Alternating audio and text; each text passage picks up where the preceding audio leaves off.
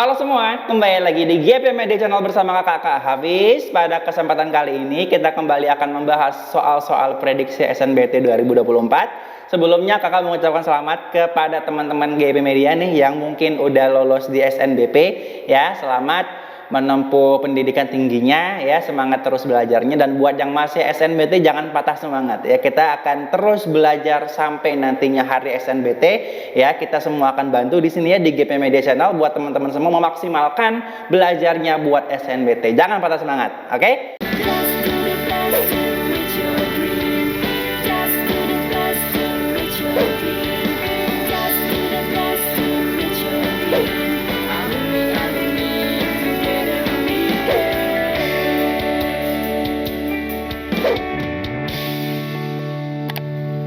Kapan lagi kamu bisa ikutan tryout UTBK gratis di GP Media kalau bukan sekarang? Ikuti syaratnya dan kirim bukti screenshot di gpmedia.id ya, jangan sampai ketinggalan. Buat kalian yang lagi cari tryout SNBT dan ujian mandiri untuk masuk PTN, kita punya solusinya.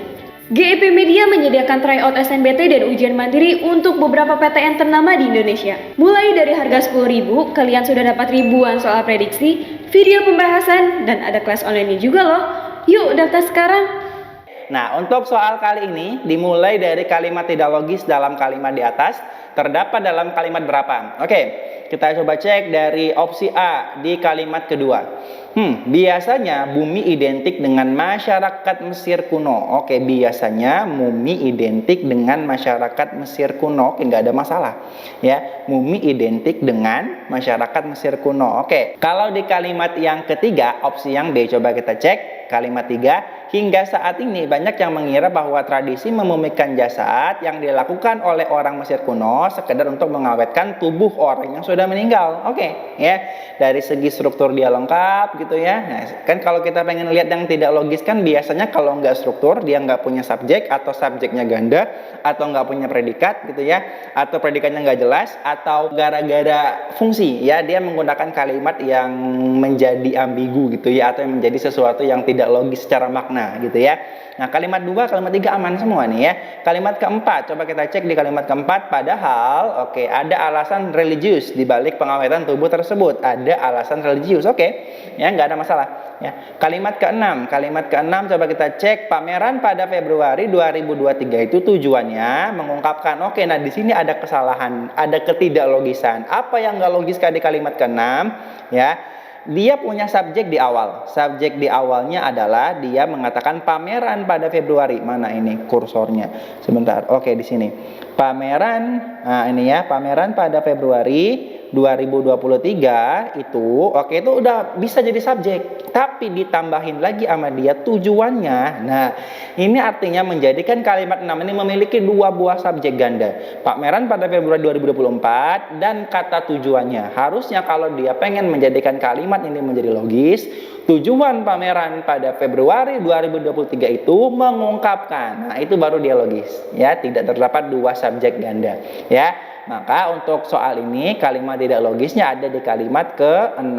Jawaban yang D. Kenapa nggak logis? Karena dia punya subjek ganda. Oke? Soal berikutnya, perbaikan yang tepat untuk kalimat 1 agar menjadi kalimat yang logis. Oke, kalimat 1 kita cek.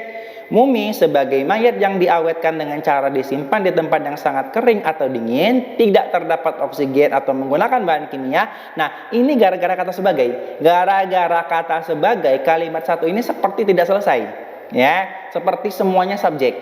Kalau kamu hilangkan kata sebagai, kamu ganti dengan kata yang dapat menjadi predikat. Nah, ini baru dia logis. Ya, jadi kata sebagai ini harus kamu ganti.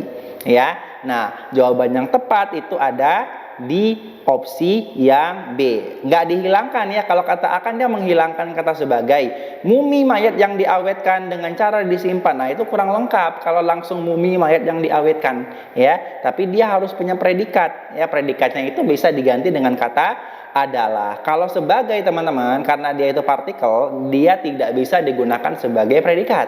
Tapi kalau adalah, dia bisa kamu gunakan sebagai predikat. Mumi adalah mayat yang diawetkan dengan cara disimpan bla bla bla ya.